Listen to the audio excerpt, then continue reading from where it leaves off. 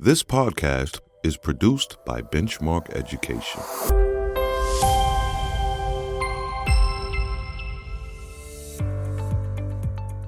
Strong homeschool connections create a school culture where the partnership between educators and families is valued and important. So, how do you foster them? In this episode, Homeschool Connections, creating pathways for student success. I'm Kevin Carlson, and this is Teachers Talk Shop. Parents, regardless of their socioeconomic situation or background, wants their child to be successful in school. That is Amy Fleisher, MIT, a primary grade reading interventionist working in the Seattle Public Schools. It's really nice to kind of get the parents' side of things, and it helps your teaching of that child. And it helps you move that child forward, not just academically, but maybe emotionally. And that is Julie Bedell, MS, who is in the 36th year of her public school teaching career as both a reading specialist and a K-8 classroom teacher. Amy and Julie are educators in Washington State, founders of Read Washington, and co-authors of a chapter in the book, Climbing the Ladder of Reading and Writing.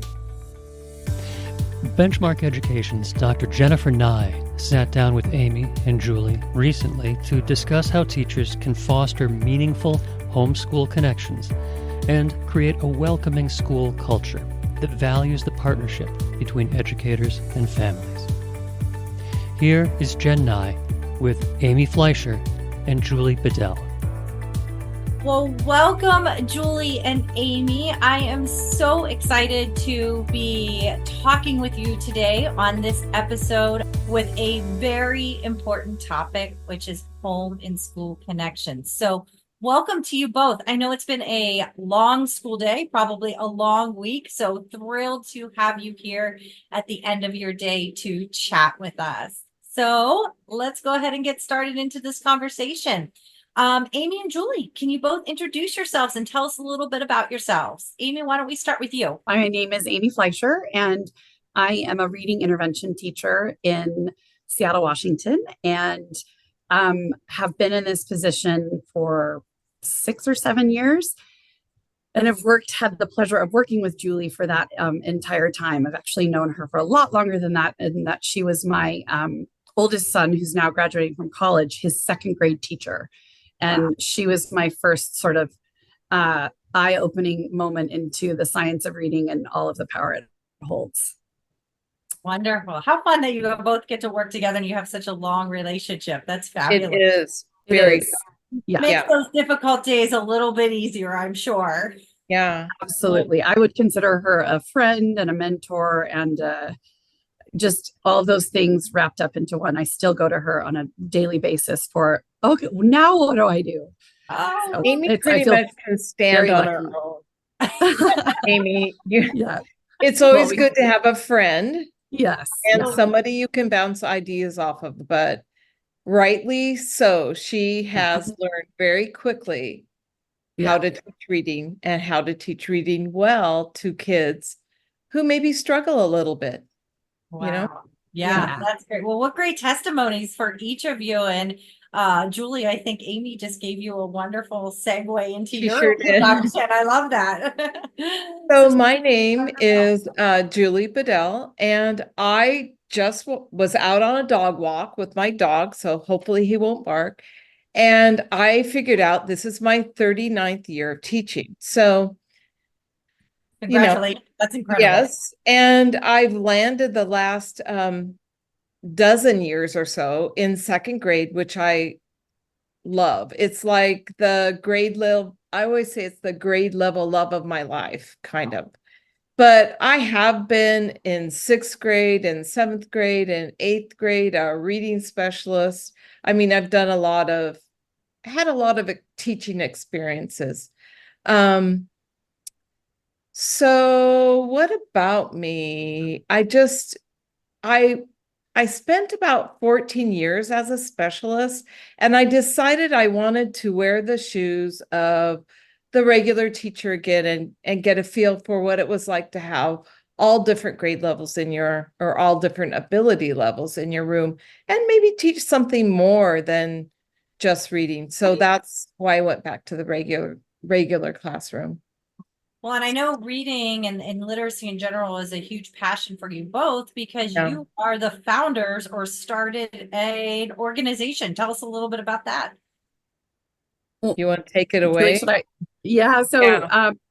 Julie and I, it was sort of a life-changing thing for us both. I think we attended a Plain Talk conference several years ago, and on the way back from that, we were at the New Orleans airport with Dr. Jan Hasbrook, and we're just sort of talking about there's just so much to learn and to know. And when you're in the classroom, thinking about who can't find their lunchbox, and what is that, or where are my permission slips, and what new training do I need to go to, that to be able to pull in some of the incredible knowledge that is out there from researchers about the science of reading and writing and how students learn is just sort of an overwhelming task when you're, living the daily life of a classroom teacher. And so we just felt like, well, what if we put our, different approach, experiences, because we were all coming from a little bit different perspective and experience with education and teaching and our own children, that let's start this and see what we can do. And I think that was in 2019. And Yes. So so it was June before the pandemic. Yeah. So this June will be our 5 years from our very first webinar, or not, it wasn't a webinar, actually, it was an in-person thing. Event. Right? I know, right? Yep. The Science of Reading with Jan, Yeah. and co-sponsored by the Reading League. And that was really exciting. And then it just has sort of taken off from there. Wonderful. And what's the name of your organization? Oh, Read Washington. Read Washington. And we really want to help every educator learn how to teach reading, so no child is left behind or failing. Yeah. What a great mission. We're really passionate about that. I can tell, absolutely. And that passion extends into another collaborative project that you both undertook with Dr. Jan Hasbrook and Dr. Nancy Young in their edited book, Climbing the Ladder of Reading and Writing. So you both co-authored a chapter on our topic today, which is, of course, that home and school connection. So tell me a little bit about I know you're passionate about literacy. You both come with tremendous amounts of expertise and experience in education, but what really draws you to that topic, enough so that you wrote a chapter about it in this book? Tell me a little bit more about that. Well, first, we were very honored to be asked to do it. I'll tell you that much. yeah. And second, we did pour through the research on it.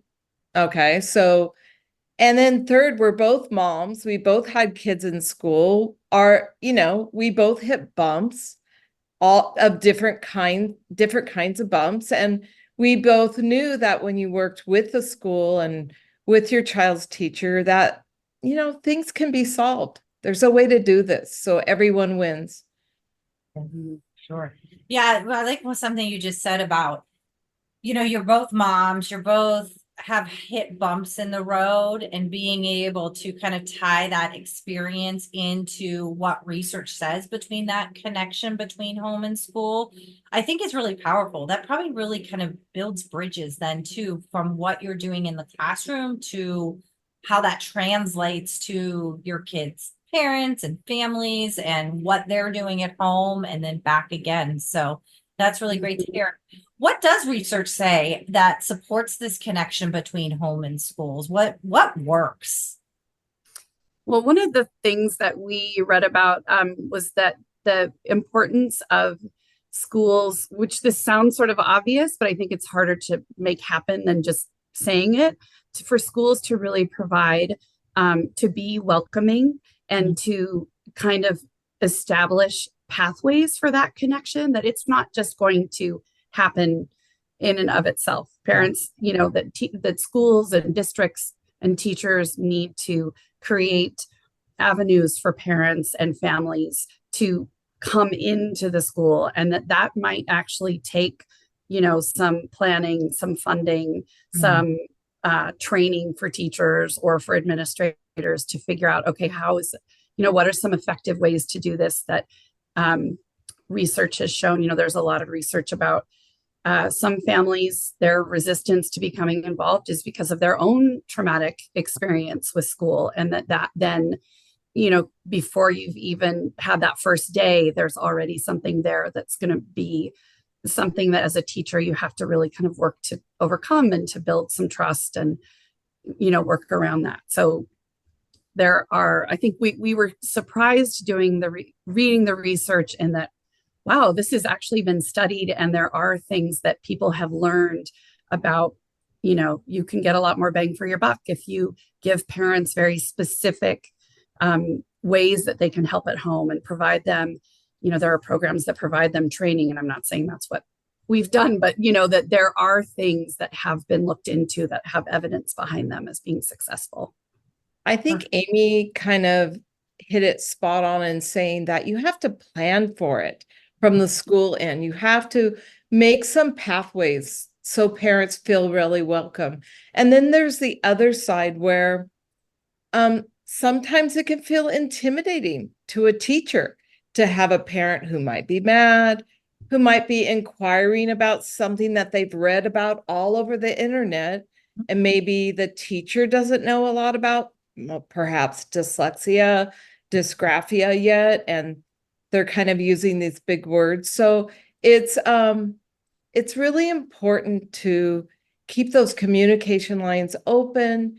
It really helps the kids if, you all can get along, make a plan to move forward and work together, and be very open as you can be. Yeah. Well, and I imagine that leadership, whether it's principal, whether it's, district administration, plays a significant role in as much wonderful things that can happen in one classroom when you can create a culture of those expectations you were talking about. Like, we are a school. I'm not just a classroom that is inviting you in, but we are a school. We are a district, that is open to you partnering with us and vice versa, because it's all about the student. We do say we want to be very warm and welcoming. And with, post-pandemic, there's more things you have to do to actually walk into the school, but it's totally possible. And, it can be at other times besides conferencing. But it's really important that parents come in the building, see where their kids sit, throughout the day, see what kinds of things they do, on the bulletin board, make sure you send things home. I would say teacher communication every week is really good. After the break, more effective teacher communication. Stay with us.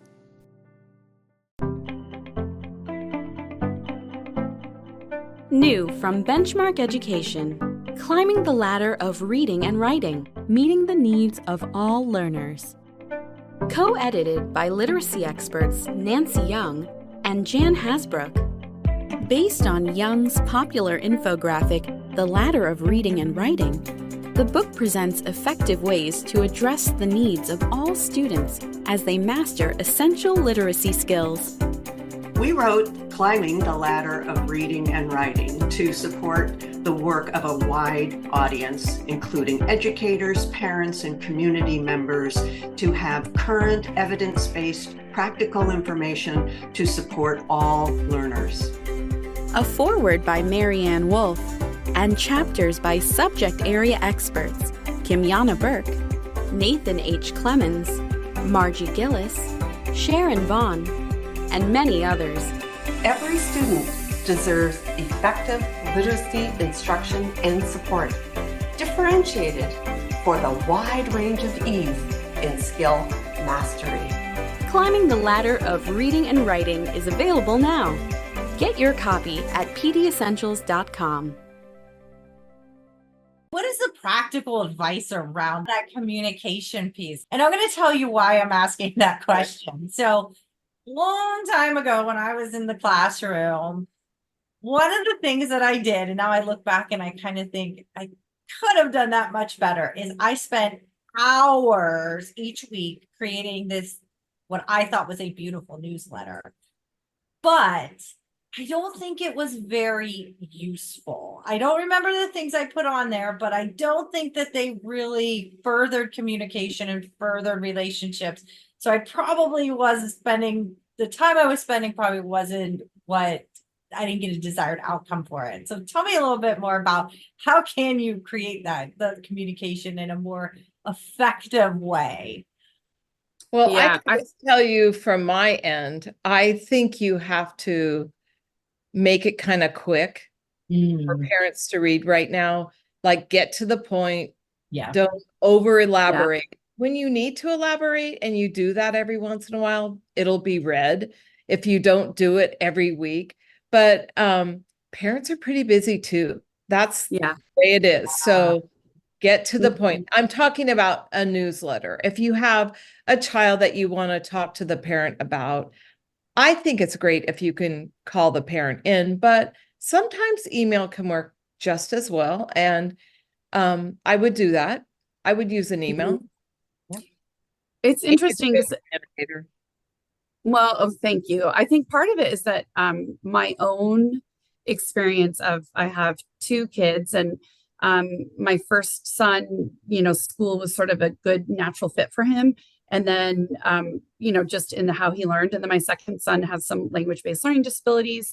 And that teacher parent communication it was a whole new, had a whole new weight to it when it came to working with his teachers, because, sometimes I was communicating like, oh, we had a full meltdown last night and we didn't get any of that homework done. If he ever sees this, he'll be like, Mom, because he's about to graduate from high school. Yeah, I've got one of those too. That was 10 years ago. But, just, how tricky it is on either side sometimes to have those connections. And I think that we just assume that it's sort of an intuitive part of teaching, that it's just what you do. Like we, take all of our courses in our teacher prep that tell us what to do, but really there isn't a way that we're taught how to interact with parents. And hopefully, we'll be on a team or in a building where we can collaborate on a newsletter that's straightforward and simple.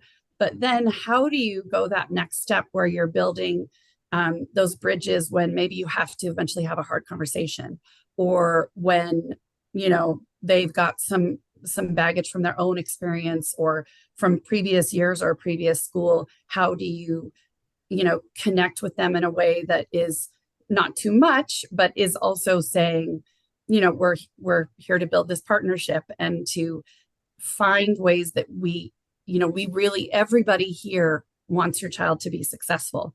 Mm-hmm. And so just as much as we know, that was actually one of the research pieces that we read was that, and I think we just take it for granted that yes, every single, the research showed that parents, regardless of their socioeconomic situation or background, wants their child to be successful in school. It seems sort of obvious, but there's actually, research supporting that. And so I think remembering that as teachers, and then going, the newsletter, but then also kind of figuring out how do you go on to that next piece of, we need to have a conversation, or we'd like to, investigate things further if a student is struggling, or if a student is, so accelerated, what options for you and your child?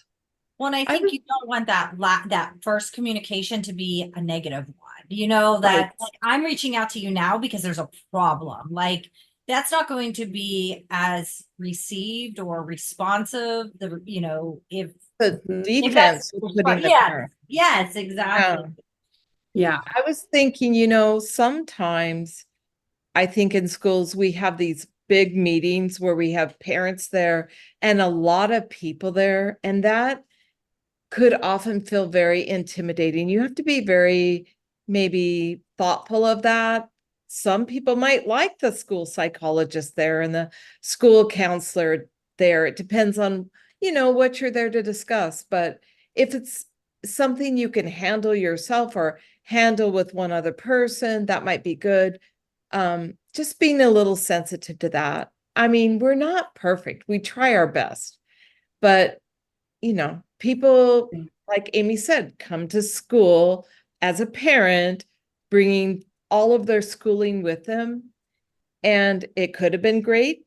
It could have been a really negative experience. So it's kind of good to be mindful of all of that.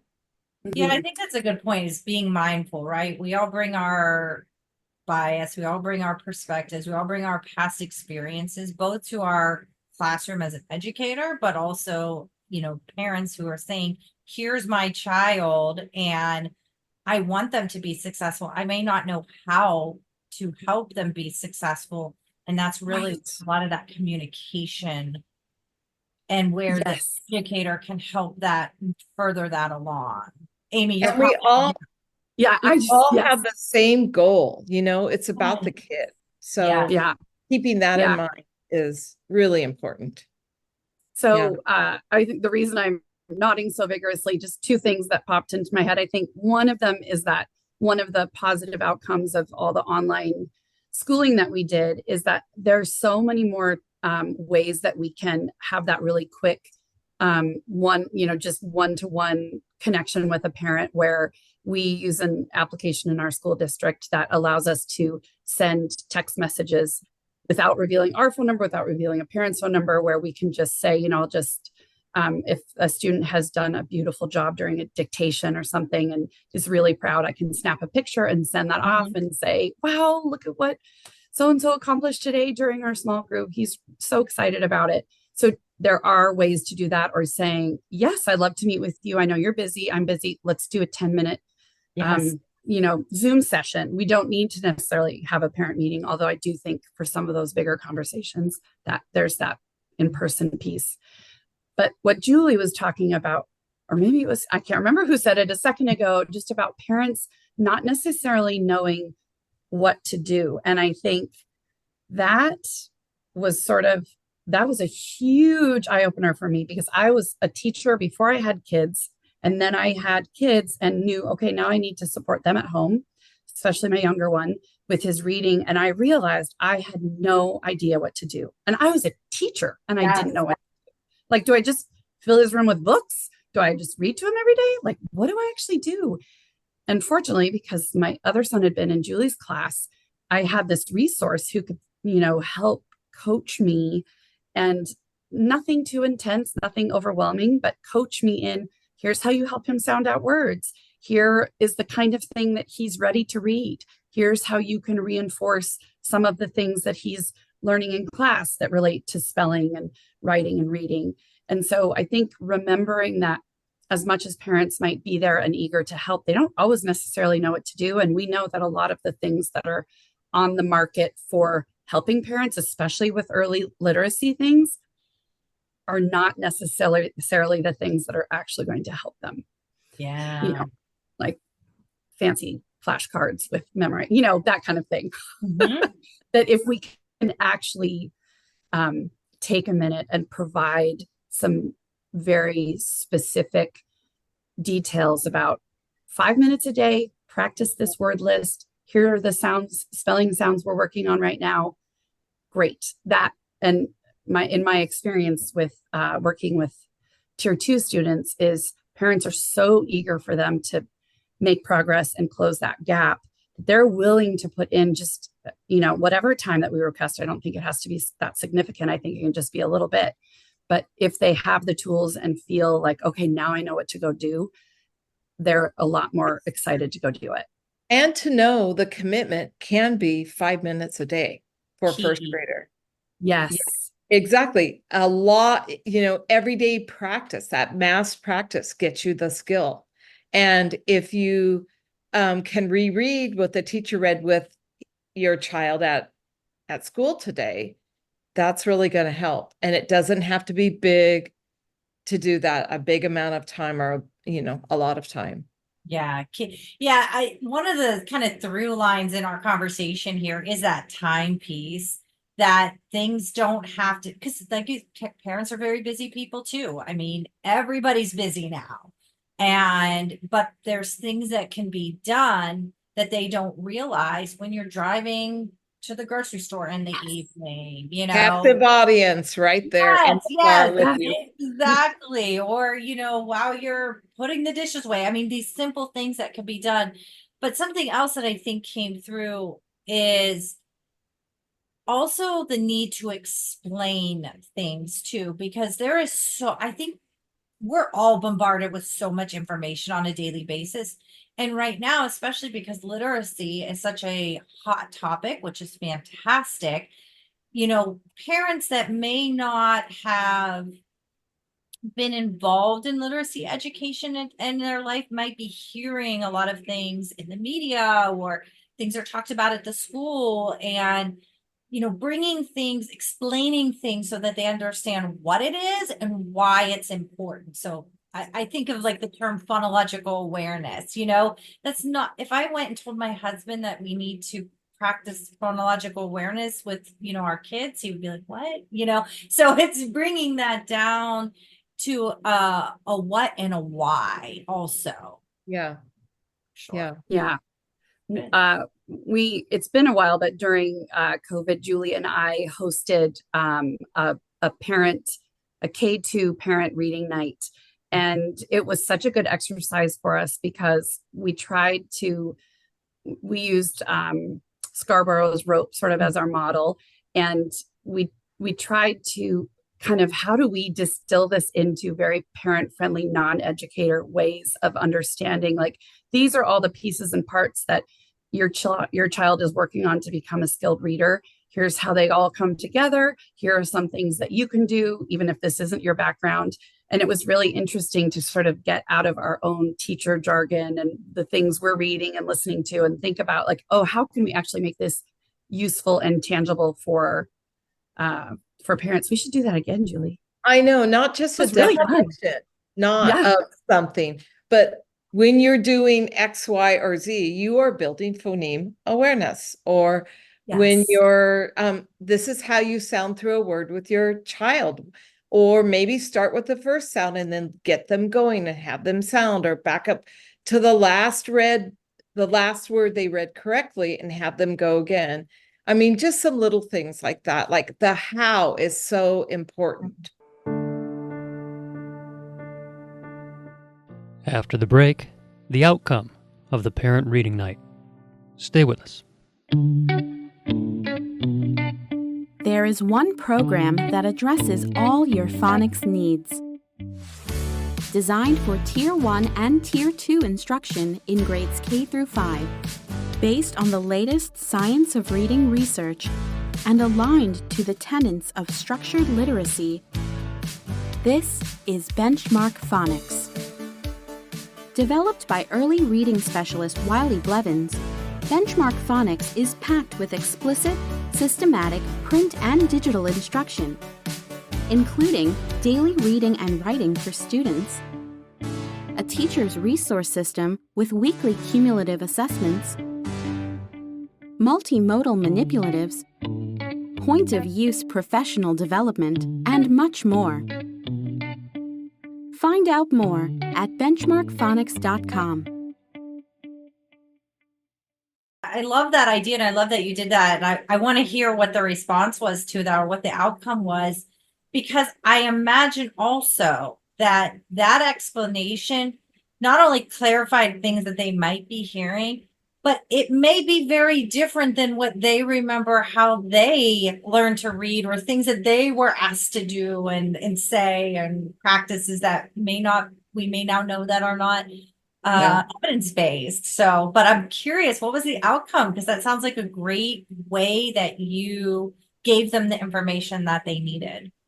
I mean, people were pretty pleased. I mean, you're always thinking, oh, could some more people show up? But we did have it on a recording or have the PowerPoint available. And, people are busy and you can't gauge your success on that. But I mean, I think we had 50 or 60. It wasn't like we had 3 people. Great. Yeah. But it was fun, and hopefully it was meaningful for parents and hopefully very relevant, because both of us really try to step out of our teacher role and kind of put on our parent hat and think about how we would have needed something we didn't know anything about be told to us so we could understand it better, So, Absolutely. it's kind of like with the advent of audiobooks, I've noticed over the 39 years that there are some parents that sort of plug their kid in a little bit instead of enjoying the book with them or reading to them, which I really advocate reading to your child all the way through, even if they can read themselves. But when you just plug them in, some days we all have to do that. Okay. You don't in there. Guilty. Yes. Yeah. You don't have the discussion with your child about what they're reading, and just getting people to think about things like that maybe it is worth carving out the time, because comprehension is really in all that discussion and conversation, and Yeah. it sets them up for their own reading a little bit later. They'll be able to read harder books and comprehend harder books. And well, encouraging that conversation around books, right? Or the story or whatever that they're reading together strengthens a lot of value vocabulary and their background knowledge, Yeah. and amazing for our multilingual learners too, who might also be acquiring English or another language too. So that talk and that encouragement around that is so important. So I love that suggestion. When you just mentioned multilingual learner, back to the part about, that this is a lot of work for teachers. I think too, encouraging teachers and remembering to take advantage of the resources in your own building, and that, you don't always have to go it alone if you have to have a conversation that's difficult with a parent or you're not sure what to do. That in the past, I've reached out to our multilingual teacher, and I was sending home some materials for a student to sound out, and the parent was asking, well, should we be sounding this out in our home language or in English? And I just was like, oh, wow. And so that's an excellent question. So asking those other people, trusting that there are other experts in your building and that you don't have to go it alone.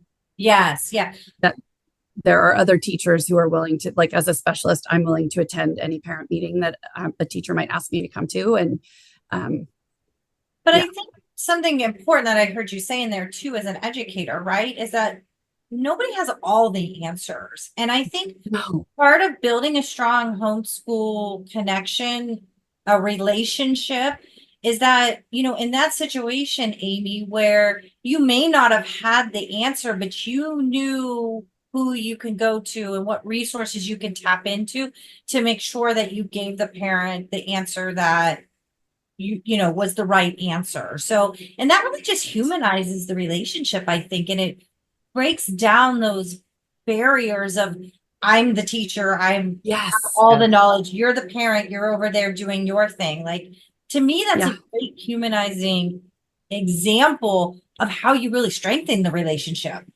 Yeah. I'm really happy that we have conferences in November, because I really feel like my real teaching starts after I've really met the parent. I already know the kids pretty well.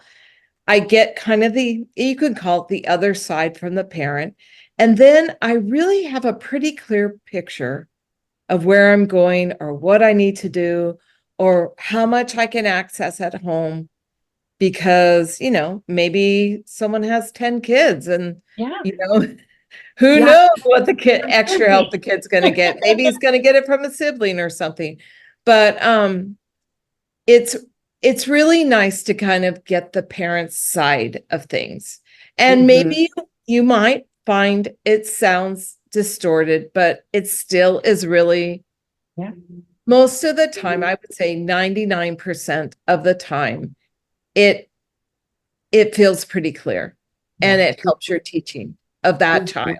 And it helps you move that child forward, not just academically, but maybe emotionally, that kind of thing. Absolutely. Yeah. We're in it together. Yeah, and it's again, you Yes. just made me think of something. How, in your experience, do you have any good recommendations for how you, at the beginning of the year, get kind of more of that information from the parent about what is, what is going on in their home, what is their goals for their children, those types of things. Do you have anything that you, any practices or advice you have for the teacher to get that information early in the year? Well, I know Julie, I'm sure in a second you'll speak to it. I know you, you as a team have something you do. I think as a specialist, sometimes I don't start working with kids until, after those first, couple of weeks where we're doing assessments and figuring out who might need that support. But I send out a family reading questionnaire, and just ask some, pretty broad questions about what your child's language development, was there, any history of language acquisition difficulty in your childhood, or any family history of learning disabilities, just kind of trying to cast a wide net to just get a little bit, because we know the genetic components of some of those things, that if I can get a little bit more of that information, and then just asking that big open question of, is there anything else you want me to know about your child? And are there any concerns you have? Yeah. I think sometimes parents just want to be asked, please tell me more. Well, we do a questionnaire, but we also have like a whole school open house kind of thing where parents are all invited in.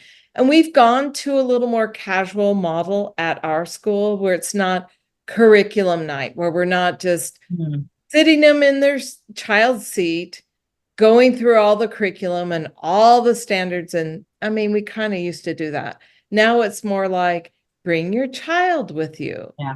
Let them show you their desk. And you're there, and you just kind of facilitate conversation.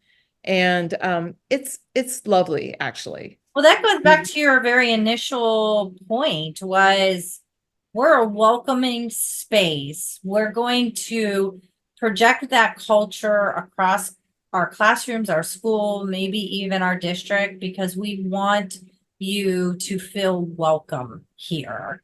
And Julie, what you just mentioned is a perfect example of that. It's not the teacher standing in front of the room kind of going through a checklist of things, but it is trying to create this, comfortable atmosphere of being welcome in the school. And, I think many of the things that you mentioned today circle back to that ultimate goal.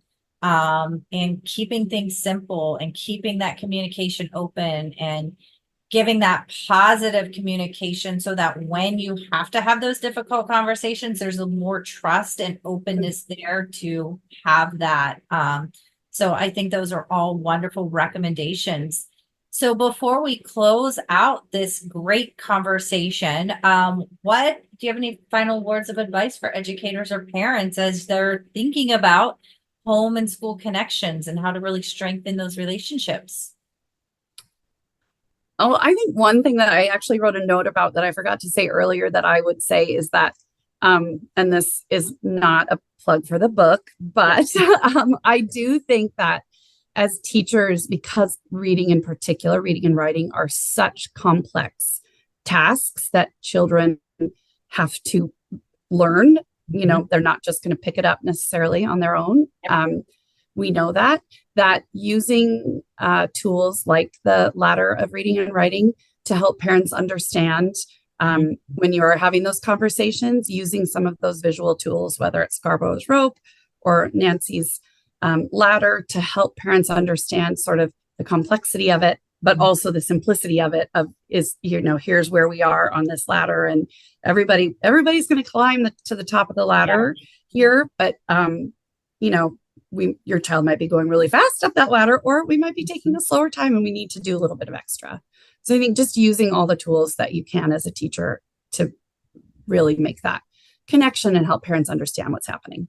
Yeah. I totally concur. I started using the ladder to show people where their kids are. and that some kids do start at a different place and really have to learn a lot of skills before they start really climbing that ladder. And that, I can't remember if she has percentages on it now, but there used to be, and it makes parents see that it's normal to be in the orange. You can still climb, and maybe you're going to work a little bit harder at first. Maybe you're going to go see Miss Fleisher 3 times a week and get a little boost, but times a week. yeah. But whatever you're going to do right now is really going to help. And so, let us do these interventions with your child, because we really want to get them climbing that ladder. I think that is a wonderful send off to our conversation today. I love all of these ideas, and I know that our listeners will be taking them and using them in their own classrooms and really building that strong home school connection, because research shows it matters, and that's what we want to do, is those things that matter. So this has been wonderful, ladies, Amy and Julie. It is always such a pleasure to chat with you. And thank you for everything that you do. Thank you for your advocacy for literacy with the Read Washington organization. And of course, for sharing your knowledge and your passion on this topic in the book, Climbing the Ladder of Reading and Writing. So thank you both very much. Thank you, Amy Fleisher and Julie Bedell. Thank you, Jen Nye, and thank you for listening to Teachers Talk Shop. Learn more from Amy and Julie and an all-star lineup of literacy experts in the PD Essentials book, Climbing the Ladder of Reading and Writing, edited by Drs. Jan Hasbrook and Nancy Young. Grounded in the latest research, this bestseller draws on Nancy Young's transformative infographic, The Ladder of Reading and Writing, to address the diverse needs of students and explore how to improve literacy outcomes for all students. The book is available at benchmarkeducation.com. Get your copy today. For Benchmark Education, I'm Kevin Carlson.